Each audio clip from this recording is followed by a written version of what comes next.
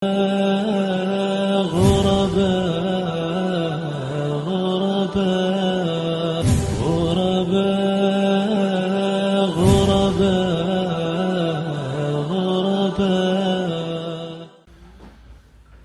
الحمد لله والشكر لله والصلاة والسلام على رسول الله وعلى آله وصحبه ومن والاه وسلم تسليما كثيرا. أما بعد، رب اشرح لي صدري ويسر لي أمري واحلل عقدة من لساني يفقهوا قولي. فبحمد الله وكرمه, from the blessing and bounties of Allah subhanahu wa ta'ala upon us all, is that He has allowed us to reach this level both in our lives and in these studies, in Islamic studies, specifically the lessons of fiqh to this point, where we've covered the origins of fiqh, definition of fiqh, history of fiqh from time of Sahaba to the Tabi'een, Atba' Tabi'een, getting to the four Imams, rahimahumullah ta'ala rahmatan wasi'ah. And we started with Imam A'zam Abu Hanifa rahmatullah alayhi, who was born the year, 80 Hijri, and he passed away 150 Hijri, ahsan. And Abu Hanifa rahmatullah alayhi, his fiqh comes from which Sahabi? La. Which Sahabi? In Kufa, in Iraq. لا ابن العواز المكي ابن مسعود رضي الله تعالى عنه. That was the principles, the fiqh were deduced from the ara, the views of Ibn Mas'ud رضي الله تعالى عنه. And Abu Hanifa rahmatullah alayhi, was he a tabi'i or atba' tabi'i? Tabi'i. Most people of tarikh, historians, they mention that he's from the tabi'een. And he saw which Sahabi? Anas ibn Malik radiallahu ta'ala anhu, who passed away the year 93 Hijri. Very good. Which means Abu Hanifa rahmatullah alayhi was 13. And that same year, what happened? Imam Malik rahmatullah alayhi, he was born that year, the year 93 Hijri. So we talked about the life briefly of Abu Hanifa rahmatullah alayhi, his students, who took from him, who did he take from, and how he's connected with the other three Imams and other Imams like them at the time, rahmatullah alayhi jami'ah. And then we went on to the Imam of Ahl Medina, who was who? Imam Malik. And what's special about Imam Malik in terms of physique, his looks? He was unusual from the other people around in that he had long blonde hair and he had a white complexion, and some narrations say he had blue eyes. Yeah, so long beard reaching down to his chest. Scary guy, big, muscular. Yeah, even the governors and the leaders of the government, they were afraid of Imam Malik, as we mentioned. So we went through the life of Imam Malik, and we said Imam Malik rahmatullah alayhi took his knowledge from who? Any one of them. Yeah, but who? Guys, you know, when you're sitting in a majlis, you're not supposed to sit on everyone on the right side. Everyone's supposed to come close, right in front here. Alhamdulillah, you're all young, so I know that you don't have any problem sitting right there. Yeah. Your legs. Khalas, stay there. Allah musta'an. Anyway, so Imam Malik rahmatullah alayhi, he took his knowledge from who? Come on guys, Ahl Medina. Think, Sahabi, who was in Medina, who was the faqih of Sahaba in Ahl Medina. We mentioned this. Ibn Umar. Ibn Umar, well, he didn't take from Ibn Umar. If he took from Ibn Umar, that would make him a Malik, a tabi'i. He's not a tabi'i. So who was in between Ibn Umar and Malik? Two people. Right, yeah. Who was Nafi', Imam Nafi', and the other person, this is Ibn Umar's slave, and the other one is his son, whose name was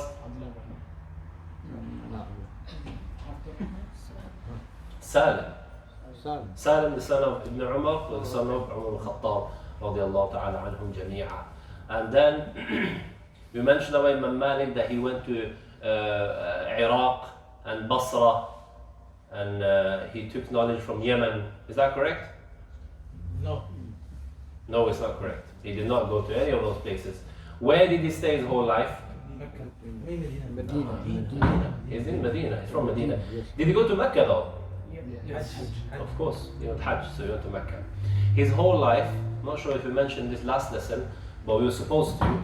His whole life in Medina, he never rode a horse or a donkey or anything. He never went up even on stairs. His whole life. Because he would say that my Nabi is buried under this ground, so if I go above the ground, it will be disrespect. So he never went on a horse or a donkey or top of stairs, nothing. So how did So he didn't raise himself above the earth because he said that would be disrespecting Rasul sallallahu alaihi wasallam, as he was buried in the ground. So Imam Malik. But if we look at it, a lot of the Sufi, then they say in those terminology they use, not there is a saying is out of respect we do these, we don't mention similar those along those lines. Well, there are stuff that people usually go to extremes. I'm not aware of what you're referring to. People go to extremes like it's like I've seen people in the madrasa. When going to the toilet, they go backwards to the toilet like this because they don't want to turn around and let their backs facing the madrasa and the Quran's there and the students and the teacher. These things are extreme. Like one of the students, he didn't bring a backpack ever. He didn't bring his Quran from home, he would take from the masjid. The Ustad got angry, what are you doing? Don't you have a cipher? I do. Why are you bringing it? I can't. Why can't you? Just bring it. He goes, no Ustad, because my bag will be behind me and I can't bring the Quran because it will be behind me. So stuff like this, we don't go to extremes, but in this, Imam Malik, rahmatullah alayhi, in this way of respecting the Rasul, this is all mubah. This is out of love for the Rasulullah. We don't go to extreme in loving and claiming what they didn't do and what they're not. And we don't go to extremes. With this generally respect, Allah subhanahu wa ta'ala says, ذَلِكَ وَمَنْ يُعَظِّمْ شَعَائِرَ اللَّهِ فَإِنَّهَا مِنْ تَقْوَى الْقُلُوبِ. And indeed the ones who respect the Sharia of Allah and anything that has to do with the deen of Allah, then this is from the strong iman in their hearts. Mention this for Hajj. We don't go to extremes. So in this, I'm not saying that the Quran should be disrespected. For example, I would never agree with anyone putting the Quran on the floor. Ever.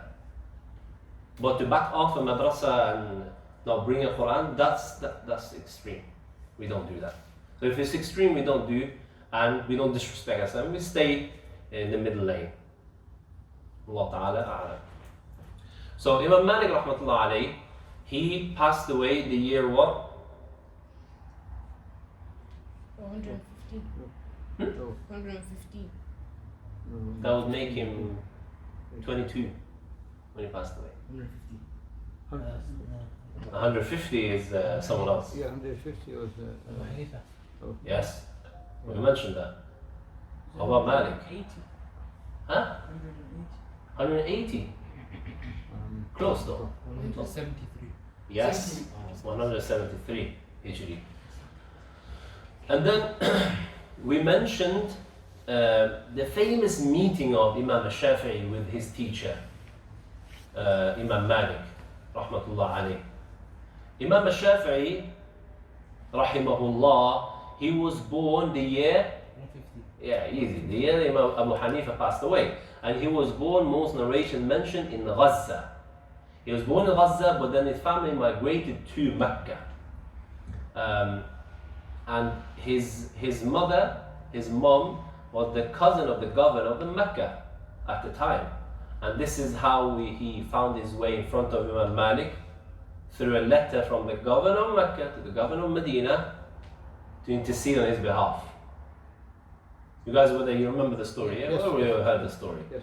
When he comes and the Imam Malik comes out and this governor of Medina is shaking, doesn't even say salam, just hands in the net and just throws it. He said, "La hawla wa la quwwata illa billah." Has he come to this knowledge? Needs connections.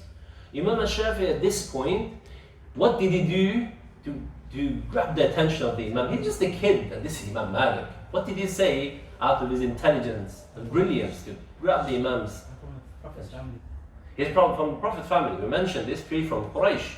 But what we didn't mention is how he's related to Rasulullah sallallahu alaihi wasallam. Imam al-Shafi'i and Rasulullah sallallahu alaihi wasallam, they meet at Abdul Manaf. Yeah? So, what's the name of Rasulullah sallallahu alaihi wasallam's dad, father? Abdullah. Yes, his grandfather? Abdullah. Abdul Muttalib. We'll stop there for a bit. Why is his name Abdul Muttalib? What was his real name? Shayba. Ahsan. Shayba, because he had white hair when he was born. But why is his name Abdul Muttalib? Have you guys heard the story? Why is his name Abdul Muttalib, the slave of Muttalib? Because it was his adopted father called Muttalib. No. No adopted father. His uncle, his dad's side uncle. Oh. One day his uncle took him into Mecca when he was young. And when the people of Quraysh saw it, they thought that Shayba is the slave of Muttalib, his uncle. They didn't know the relationship between them. So they just called him Abdul Muttalib, and he stuck, and he was called up for the rest of his life. The slave of his uncle. I don't know if that was a source of pride for him, but he kept the name until he passed away. Abdul Muttalib, the slave of his uncle, who he wasn't, but people, when they saw that, they thought, who is this young kid with Muttalib? Muttalib is one of the noblemen of Quraysh. Who is this kid with Muttalib? Must be a slave. This is Abdul Muttalib. So, now we go back to the lineage. Abdul Muttalib's father, as in Rasulullah's great-grandfather's name is Hashim, which means Muttalib and Hashim are brothers, right? His uncle is Muttalib, his father is Hashim. And then Hashim and Muttalib's dad is Abdul Manaf. Imam al-Shafi'i is a descendant of Muttalib. Rasulullah is a descendant of Hashim. That's clear, yeah?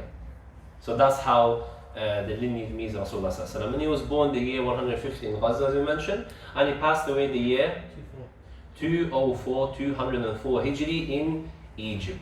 He passed away in Egypt, and his grave is currently kind of a tourist attraction. A lot of people go to where his grave is close to Cairo, about 20 minutes from the center. So his grave is there, in close to center of Cairo. So Imam al-Shafi'i rahimahullah, before we go back a bit, before he met Imam Malik, yeah, we'll get back here, but let's go back again. Before, this is when he's 15. What has he done until this point? Imam al-Shafi'i, when he was very young, the age of 4 or 5, he was sent to the desert. His mom sent him to the desert, to the Bedouins, to master the Arabic language. Imagine he's an Arab, brought up in an Arab household, in an Arab town, with Arab relatives from Quraysh, and he's sent to the desert for 10 years to master the Arabic language. This shows you the depth of this great language of Arabic, that he had to go 10 years to learn, even though he is an Arab. And his Arabic was stronger than all 3 other Imams. He was a master of Arabic and poetry. He was a poem at the age of 10. Reference poem. When people would mention poetry, he would correct, and he had already memorized all their poetries at the age of 10. And he never, there are narrations saying that he never made a grammar mistake his whole life. Not once did anyone hear him make a grammar mistake, a grammatical mistake, his whole life. He loved archery. Archery and horse riding, he loved it. He was a master of it. He would hit the target 10 out of 10 in the middle. Archery. and he would jump on the horse while the horse is running. So the horse runs next to him and he jumps on it. He used to love archery and horse riding. And his uncle one day, he saw intelligence and brilliance in this young man, and he said that you have a future ahead of you. As an Imam, you will be someone of importance. And he then went on to having 17 different teachers, 17 teachers who he took from. And they praise Imam al-Shafi'i, a lot of the ulama at the time, his teachers and his students, they praise him. Some say that Imam al-Shafi'i, he is like the sun for the people of earth. You wouldn't have any worries when the sun is out. He was the encyclopedia of knowledge. The best of all of them in memorization. You all heard the story of Imam al-Shafi'i's ultimate level of memorization, where he would have to cover the other page so he wouldn't accidentally memorize that page.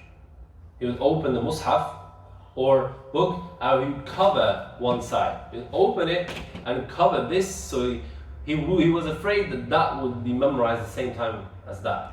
Photographic memory. Memorize millions of ahadith and poetry and books. And Imam al-Shafi'i, he was an abid. He was a worshipper. He used to finish the Quran 60 times in Ramadan, twice a day. He used to do 2 khatams in one day, finishing it 60 times in Ramadan. My Ustad once mentioned, he was inspired by these stories. You know, we heard many stories of ulama finishing one day, finishing 2 khatam. So my Ustad, he told me the story that one day I went to Green Lane Mosque and I sat down and he made himself free for the whole day. This was in Ramadan.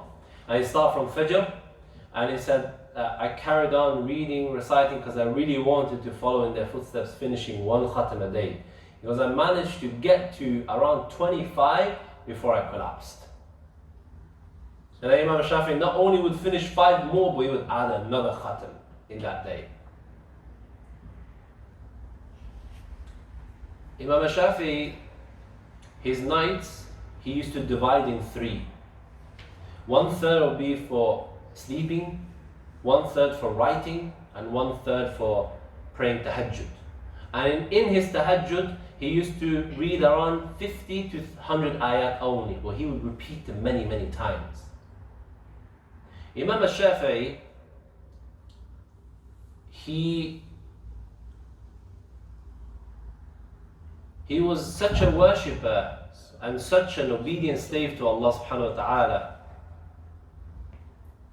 He memorized the Quran at the age of 7, then went on to memorize the Muwatta of Imam Malik at the age of 10, 1,400 hadith by the way.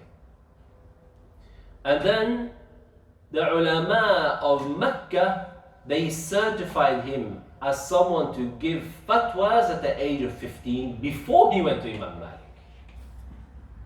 At the age of 15, he is allowed to give Islamic ruling, sit there and give fatwa at the age of 15. His madhab, unique madhab. His madhab was divided into 2 periods. Madhab al-Qadim and Madhab al-Jadid. The old madhab and the new madhab. When he was in Baghdad, he wrote many books. Imam al-Shafi'i, the first Imam and person to write his own book, Al-Risala, in Usul Fiqh. And he's the first person to write his own book of fiqh as well, Kitab al-Umm. He's the author of that madhab. You know, as we mentioned before, the start of fiqh being gathered for the other imams prior to him was by the students, right? Imam al-Shafi'i different. While he was alive, the fiqh was there. His fiqh, his madhab was there, has started already. Not after he passed away. So when he was in Baghdad, he wrote many books. He authored many books, Al-Risala and Kitab al-Umm and many. When he went to Egypt to carry on his studies, he found a hadith and views from the A'imma there that he hadn't seen before. So he changed almost everything they had done. He wrote those books again. Risalatul Jadida. And he altered many of his books as well. Because he saw new hadith, new imams, ulama that he hadn't met before and heard about ijtihadat fatawa that he was unaware of before. So he changed the whole madhab. Before, in last lesson, we mentioned about the people of opinion and the people of hadith. The two accepted ways in Ahlul Sunnah wal Jama'ah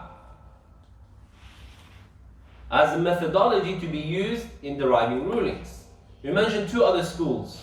We mentioned these are the accepted ones, Ahlul Ra'i, Ahlul Hadith, and then we mentioned two more that are rejected. The one that said the Quran is created them. That's Mu'tazila. That's the methodology of the Mu'tazila. Big fitna at the time. And one more, the ones who would take things apparent as they are. The Zahiriyya. Zahiriyya. Yeah, the Zahiriyya who did not accept what? Why do we say that they, what? I didn't say nothing.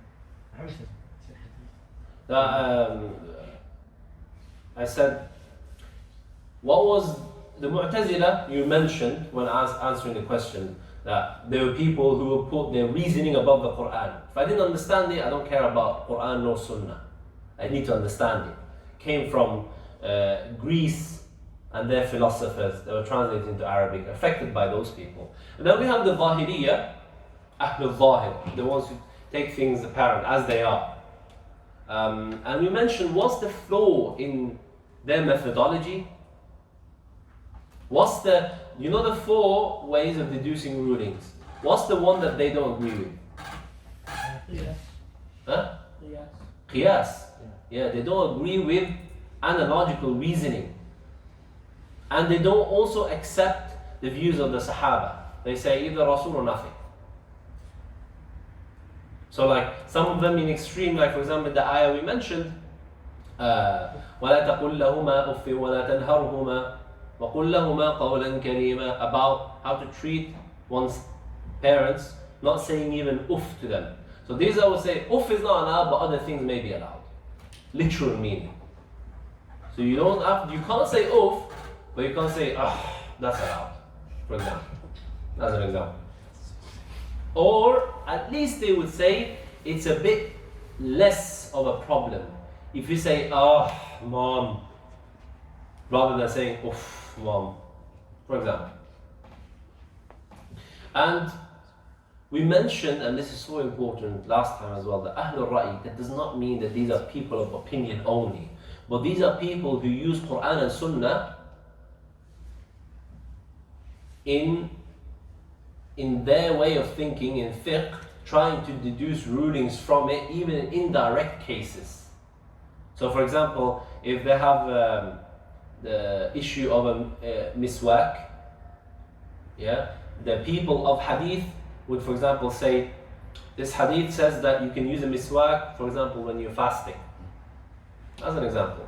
People of opinion may say, no, look, Rasulullah says miswak, but in our time, what's the closest thing to miswak? Toothbrush.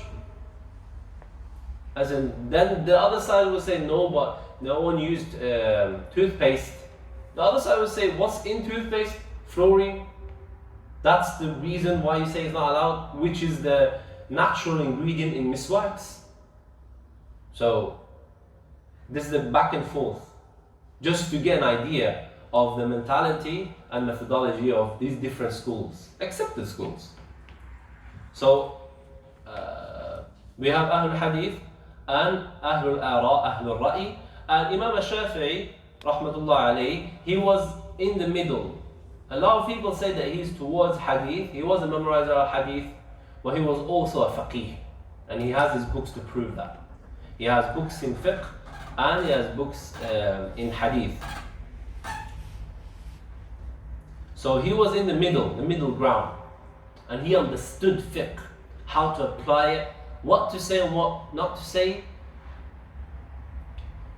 And one way this is clearly shown is when Imam al-Shafi'i went to Iraq and he was close to the grave of Abu Hanifa. As we mentioned, obviously, Imam al-Shafi'i didn't see Abu Hanifa.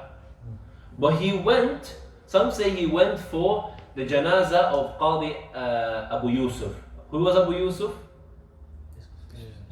The main student, the trio of the Hanafi madhab. The main student of Imam Abu Hanifa. Others say he went to visit that place and his grave was there. And while he was there, he prayed like the Hanafis. They didn't do Raful Yadayn. Because the Shafi'i madhab, they have Raful Yadayn. Hanafi madhab, they don't have Raful Yadayn. So he didn't do Raful Yadayn. And he put his hands, in the Shafi'i madhab, his opinion is above the navel. But he put it below the navel while he was there. So after the salah, they asked Imam al-Shafi'i, don't you disagree with the way you just prayed? Because I do, but out of respect for this person in the grave and this area where they're all Hanafis, I prayed in this way. Just something to bear in mind. Now, alhamdulillah, in the UK, we don't have any issues or problem going to a masjid. We know, alhamdulillah, it's not going to cause any fitna. Even if you pray by a hand by your side. Well, in some masajid. Most masajid, they'll still label you and say you're Khariji. But in a lot of masajid, they won't say anything even if you come and pray. Your hand by your side, Raful Yadayn, no Raful Yadayn, hands above or below the navel. But when we go like back home to our countries, like Asian countries or strict Hanafis, if you pray other than that way, you can actually be killed. It's unfortunate when people have been taught that other than the Hanafi way is Wahhabism. So if you pray another way, you're a Wahhabi, and then you're somehow allowed to be killed, I guess. So they say you're Wahhabi and they kill you. There's actually one in my city in Afghanistan who was killed for doing Raful Yadayn in the masjid. No joke. He was killed after Salah because he did Raful Yadayn. So in that kind of country, when you know that these actions, they cause fitna and they are sunnah acts anyways, why cause fitna on purpose? Like one of the brothers told me, just out of anger when hearing these, obviously it's not right. I don't want to commit murder because of that. One guy out of anger goes, I don't care, I'm going to go there, I'm going to say Ameen, I'm going to shout Ameen, I'm not even going to say Ameen. I'm going to shout Ameen, and I'm going to do like the strongest Raful Yadayn that you've ever seen, and literally like bury my foot into the foot of the person next to me. So I was saying there like, yeah bro, I know you're trying to be funny, but you can't do that. He goes, yeah I will, watch me. Our Ustad was sitting down like, you know what, I'm not even going to bother with this guy. I just told our Ustad, who this person agrees with as well. So I said, Ustad, is this right? When you know it's going to cause fitna and you do this on purpose, you have to question your intention. You're not even doing it because you want people to learn. You just want to have fun. You want to like be against them and cause problems. So our Ustad also mentioned that this is not right. You're not supposed to do it. If you cause fitna, don't do it. Pray like them. In the time of the Mujahideen, when the Soviet Union came and attacked Afghanistan, a lot of people from all countries, they went to Afghanistan to do jihad at the time against the Soviet Union. From all over North Africa and Saudi and Europe, everywhere, Asia, they all went to Afghanistan. And when going, Ibn Baz rahimahullah, he mentioned to the people of the Arab world who were going there, you will meet the people who are strict upon the madhab of Abu Hanifa. So when you're there with them, don't do Raful Yadayn. Don't say Ameen aloud. Don't shout Ameen. And put your hands below the navel. Just because of the fiqh they use, yeah, they are a hadith and we believe in it, but we have to look at the bigger picture. These are our brothers. We shouldn't cause disunity and issues with them because of small acts like Raful Yadayn. This is sunnah. Your salah is accepted with your hands on your sides. You know, putting your hands here is not even wajib. or a pillar or anything. If you literally come today, like Maghrib Salah, this is not, I'm not saying do this, but I'm saying if someone came and prayed the Maghrib Salah, like Allahu Akbar, and put it to the side, your Salah is not batil. Your Salah is not invalid. Yes, you may lose out on ajr, but your Salah is not invalid. It's valid. Because you haven't forgotten a pillar or a wajib on purpose. You just left your hand by your side. It's a sunnah. Yeah? So Imam Shafi'i used to always say, debates, when discussing with people, he would say, listen, discuss, debate, but never make it personal. Imam Shafi'i, he just to show his level of Arabic, his main student who's been with him for years, he accompanied the Imam to go debate with another Imam. Imam Shafi'i was debating someone. And this student says that I was sitting there listening, and their level of Arabic was so advanced that I felt like a Persian. I didn't understand anything. Because they were speaking high level advanced Arabic. This guy, main student of Imam Shafi'i, not just some guy from the street. Main student of Imam Shafi'i didn't understand what he was saying. He didn't understand the debate at all. So, Imam Shafi'i, he went to Yemen, he went to Iraq, he went to Egypt, and he studied under a lot of the ulama. Most notably, his main teacher and master is, of course, Imam Malik.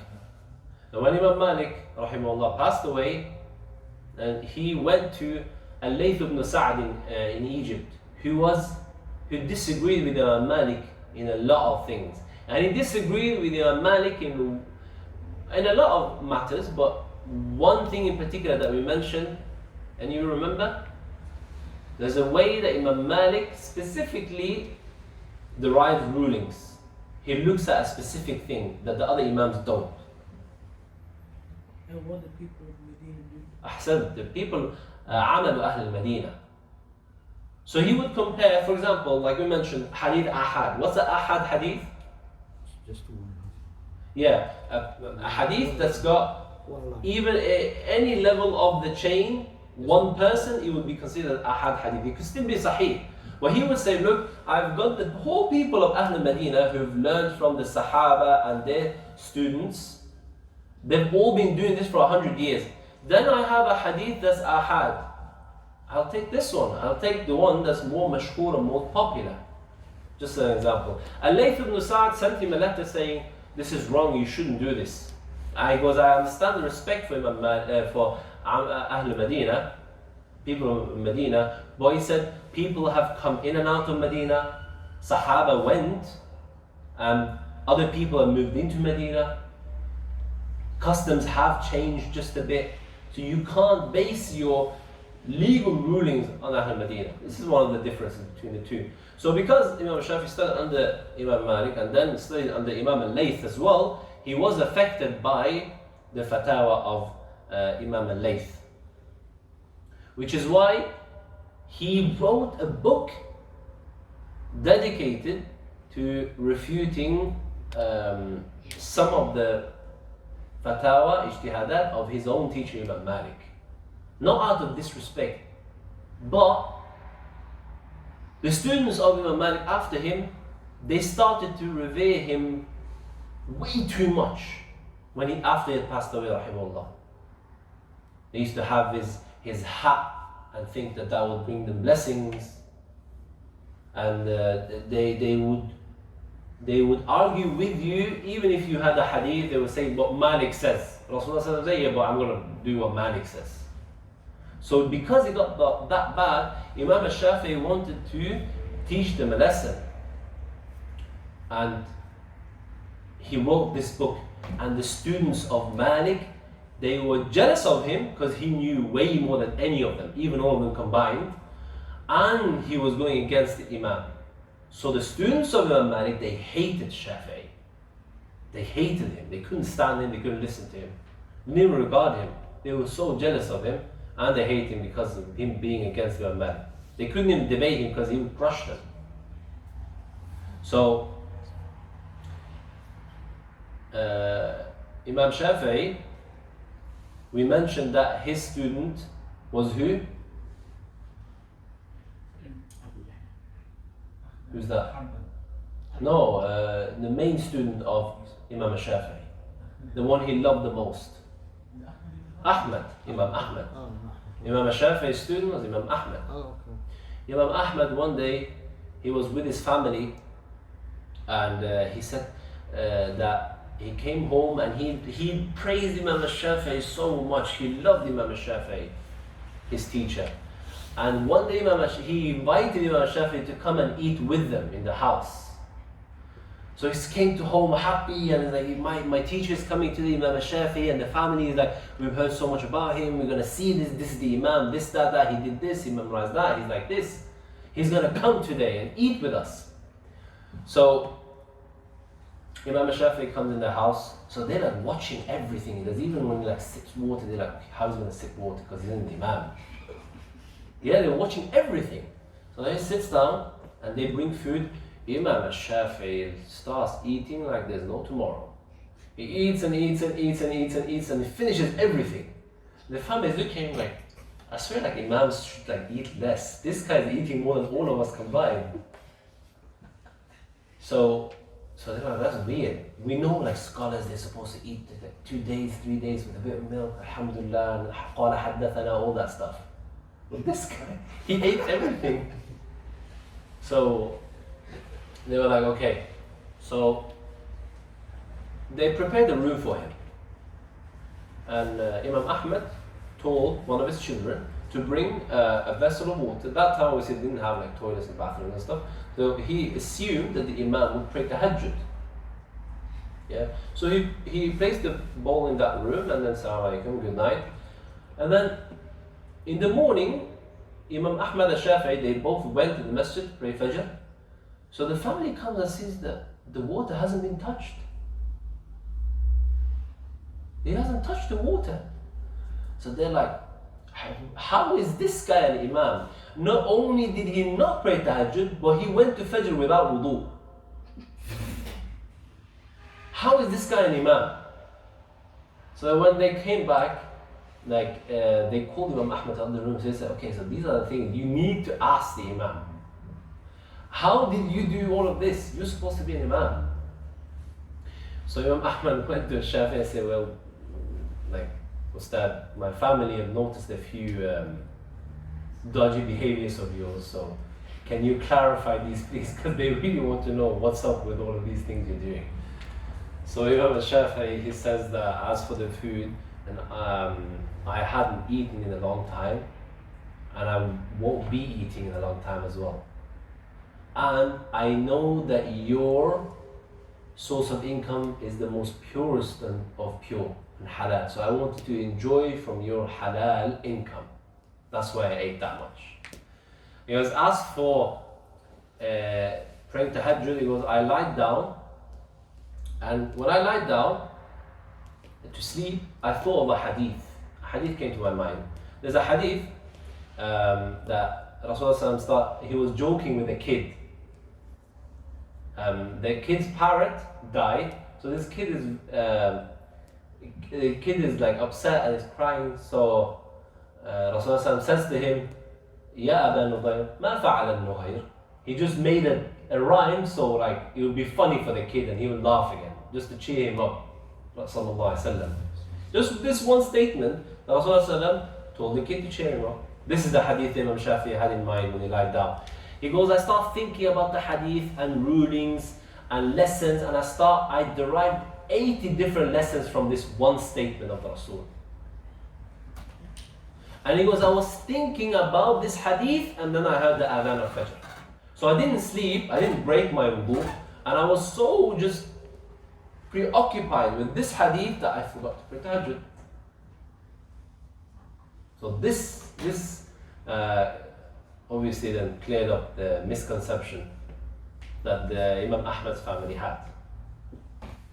In this time, Imam Shafi'i went through 2 trials. One that he wasn't really involved in as much, but then later on Imam Ahmad was. And another one was one that he had a lot of problems with. The first one is the Mu'tazila. Specifically at the time, them saying that the Quran is a makhluk. The Quran is created. Yeah, this, like the Quran, the Quran itself, yeah, the words of Allah, Allah created those words. Allah didn't speak those words. Because they would do this novel fantasies that if Allah speaks, then He has a mouth. If He has a mouth, then He has a esophagus. If He has a stomach, He has a stomach. If He has a body, if He has a body, He has a head, and all that stuff. Is a hand, a'udhu billah, say hand. If He has hand, 5 fingers, and He's got this 1 8, and all that stuff. They will go to those like lengths of trying to get to know Allah with their own intellect. Like, no, if you say hand, then it doesn't work. How are you saying Allah has a face? It doesn't work. But then we know that Allah subhanahu wa ta'ala clearly says, لَيْسَ كَمِثْلِهِ شَيْءٍ. Yes, He has a face. Yes, He has a hand. Yes, He speaks. Yes, He hears. Yes, He sees. How? We don't know. That's where we stop. This is the way of Ahl Sunnah wal Jama'ah. Allah is above His throne. He doesn't sit on the throne. He's above the throne. How? We don't know. He descends down to the lowest heaven every single night. Does that mean that there's no one above the throne? It's a bit silly to say, but just, I've actually heard that some people said, I came and asked me, so is there like empty there then? So like He's come, but then my Ustad would say He could be in 2 places at once. And these are matters of Aqidah. If we don't understand, we don't ask. Nothing to do with us, whether Allah is there and is in 2 places. How does that work? How can He be in 2 places at once? Yeah, so these are the type of people at the time, that time of Imam Shafi'i, who caused problems and issues. They would say that the Quran is makhluk, the Quran is created. At that time, there were a few of them here and there that would say it. They weren't in power, like we mentioned. Yeah? Eventually, they got to the palace, Khilafah, the Khalifa himself started having these beliefs. But at that time, they just started here and there debating, and people start hearing about them. And debating Imam Shafi'i, as we mentioned last time, these guys came to debate. So they tried to make the point, say, is the Quran a shay? Is the Quran a thing? Imam Shafi'i say, yeah, it's a thing. Like you can say, هذا شيء. I say, well, Allah says, Allah khaliq kulli shay. Allah created all things. So if this is a thing, that means Allah created it. But then Imam Shafi'i says, well, Allah says, قُلْ أَيُّ شَيْءٍ أَكْبَرُ شَهَادَةً قُلِ اللَّهِ. In Surah Al-An'am, Allah calls Himself shay. So does that mean Allah created Himself? But these guys just looked at Him like, there's nothing to say. Can't say it. And then Imam Shafi'i told them the same thing. He said, this book, can we say this is Wajhul Kitab, the face of the book? Yeah, of course. It's common knowledge. It's face of the book. Is this face and my face the same? This is a face and this is a face. Are the 2 faces the same? No. Exactly. So Allah's face, Wajhullah Dhul Jalali wal Ikram, you can compare to our face. Simple. But they weren't having it. They just carried on. They called him Ahlul Bid'ah. He is Dal Mudil, he's misguided. Imam Shafi'i is misguided because they couldn't beat him in debate. So he didn't have much problem with the Mu'tazila. But the problem they did have is that time, people started loving Ahlul Bayt. They start debating and clashing when it came to the Khilafah and who actually had the right for the Khilafah. The Umayyad would say, we are closer to Rasulullah bloodline. They were descendants of Muawiyah, who was a cousin of Rasulullah. And the Abbasis, they would say, no, we are descendants of Abbas, the uncle of Rasulullah.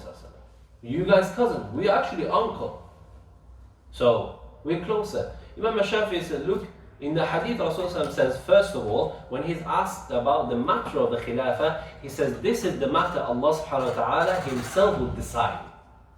Secondly, in Islam, bloodline, royal bloodline, if it's not royal bloodline, but a royal bloodline, would be through the daughter or son? Son. The son. So if there is a royal bloodline for Rasulullah sallallahu alaihi wasallam, you have to get it through his sons, and they all died. What are the names of Rasulullah sallallahu alaihi wasallam's sons? Hassan. No, Qasim. Who said Hassan? These people. لا حول. They don't even answer now. Ibrahim. Qasim, Ibrahim. Qasim, Abdullah, Ibrahim. Yeah. He said Hassan, he said Hussein. So the only descendants, do we have descendants of Rasulullah sallallahu alaihi wasallam now? Oh, yeah. Are they alive? Yeah. Yeah. Yeah, but is it through his sons? No, daughters. Who's the- One daughter. Daughter. Daughter. Only one. He had 4 daughters in it. Yeah, they had 4 daughters. What are their names? Fatima. Ruqayya. If you guys said Aisha or Khadija or something,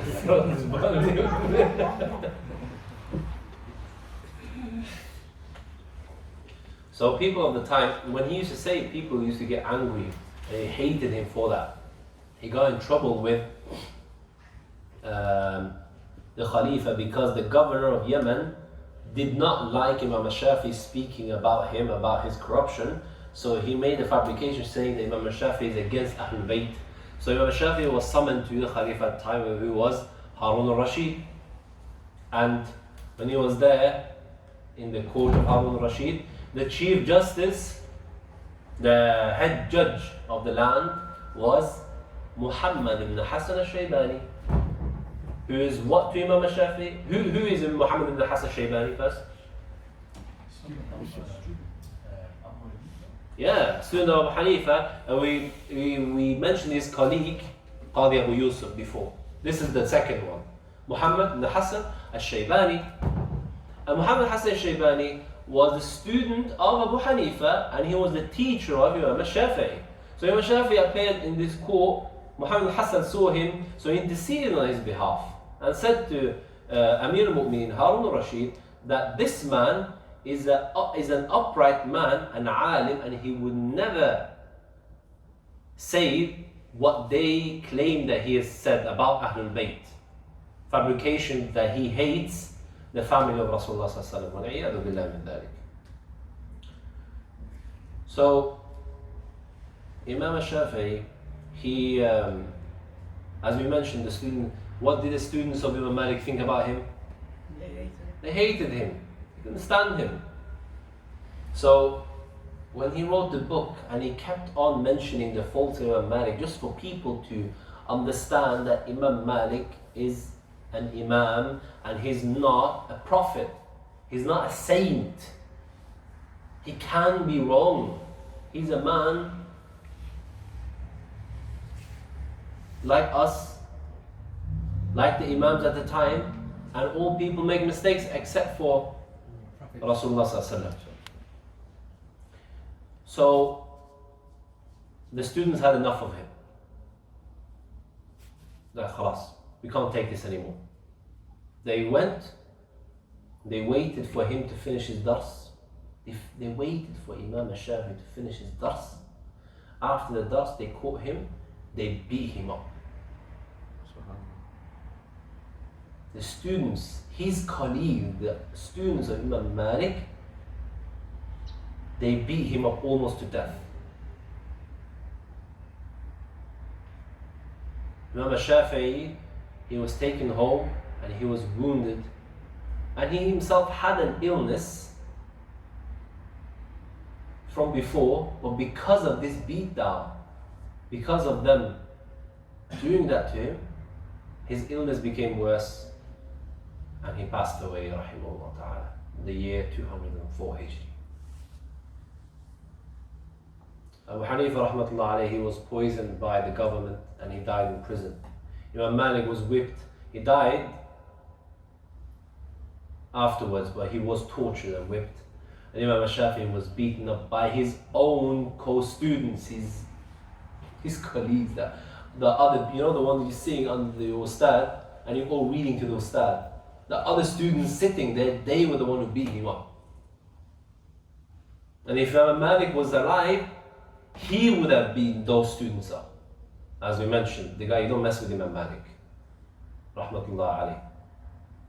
And as we mentioned, his favorite student was Imam Ahmad. Imam Ahmad ibn Hanbal, who is the last Imam that we will talk about, inshallah ta'ala. Imam Shafi'i's madhab now is followed in many countries around the world, like Jordan, Syria, Yemen, Somalia, and parts of Egypt, Malaysia, Singapore. Yeah, so these are, I think those are all of them. Any more? I think that's all of them. Malaysia and Singapore and those countries around the Muslim, they follow the fiqh of Imam Shafi'i.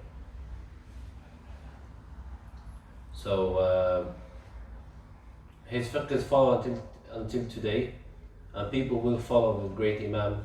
And he only lived until the age of 54, and his legacy is such that we still follow him today. And they had this, the Shafi'is after Imam al-Shafi'i, he loved Abu Hanifa. He loved Muhammad Hassan. Muhammad Hassan was his teacher. He loved Abu Yusuf. He went to his janazah. His whole book is based on the fiqh, the fundamentals that Abu Hanifa introduced first. But unfortunately, the Shafi'iyya, some of the Shafi'iyya after and some of the Hanafiyya after, they hated each other. They were like on the other side of the spectrum. One Hanafi, he actually said, لو كنت حيا لاتخذت الجزية من الشافعي. Do you guys know what jizya is? Jizya is the tax that's payable by a non-Muslim in al-Khilafah, living inside the Khilafah, because he's Ahlul Kitab. He's a non-Muslim. This Hanafi says, if I was alive, I would have taken jizya from Imam al-Shafi'i. Which you know what means. So they had this animosity, and unfortunately, because of all this bickering and fighting and what's far from how the Imams actually were, madhab, following these two, it's some people, because of this, have left following madhab altogether. Because it says he called it disunity. Look at what they did in Mecca. You guys all know that in Mecca, before Malik Abdul Aziz, he became the king, they had 4 different musallas in Masjid al-Haram. In Masjid al-Haram, they had 4 different jama'as. 4 different imams, yeah. Hanafi jama'a, Shafi'i jama'a, Maliki jama'a, Hanbali jama'a. 4 different jama'at. Ridiculous. Not 4 deens, we're not 4 religions. If you come in, you're a Hanafi, and you go into the Maliki Jama'ah, they look at you, what are you doing here? It's not your Jama'ah. You go to your Jama'ah. So, these sort of stuff that causes disunity and fitna, this is not part of Islam. Alhamdulillah that he made it into one Jama'ah, because these are just 4 scholars. There's way interpretation of the Quran and Sunnah we follow, and was unilaterally accepted by the Ummah, unanimously accepted by the Ummah. So may Allah subhanahu wa ta'ala not make us disunited, first of all in our family, then the community and friends and our loved ones. May Allah subhanahu wa ta'ala keep us close, keep the brotherhood strong, not allow shaitan to mess with us, not allow our desires to take over. May Allah subhanahu wa ta'ala grant us beneficial knowledge, pure sustenance, and actions that are accepted. Barakallahu feekum wa sallallahu ala nabiyyina Muhammad wa ala alihi wa sahbihi ajma'in. If there aren't any questions, we will conclude with that, inshallah. Now, what's the fiqh ruling on when prostrating in your hands or your knees? there is a khilaf between the scholars. There's a difference of opinion with regards to what to put first. So first of all, there's a main hadith. The hadith says don't prostrate, get down like the camel. So now when they look at the camel, they say that one put the hand first and the other one put the leg first, and then they differ as to which one is for what. The back side for the back legs for our knees when we go down, or that for the arms when we go down. Similarly, specifically this action, there's a hadith mentioning that you should go with your knees first, then your arms. And then another hadith, it says you should go arms first, then your knees. So from these hadith, some ulama have said that the person who said you put your knees first, he mixed it up. He got it mixed up. So he made a mistake. Others say no, there's no report of a mistake being made, and a lot of scholars actually pray like that. They have the opinion you put your knees first, then your arms or your hands. So Ibn Taymiyyah rahimahullah, his opinion goes out of this altogether. He goes, it doesn't matter. He goes, doesn't matter if you put your knees first or your hands first, as long as you don't fall to the ground like a camel. You don't go to the ground like a camel. You know when the camel gets down, he puts his leg down like tap. If like kind of the leg falls to the ground and hits it hard. Because that way you shouldn't prostrate. So in conclusion, if you want to do with your knees first, you can. If you want to do with your hands first, you can. Shafi'iyya, they say you put your arms. Hanabila, they put knees. So if you're primarily in a place where people put their arms, then put their arms. If you want, you're going to get used to one way. Doing one and the other may be challenging. So that's why if you want to put your hands first, you can do so. If you want to put your knees first, you can do so. Allah Ta'ala. غرباء غرباء غرباء غرباء غرباء غرباء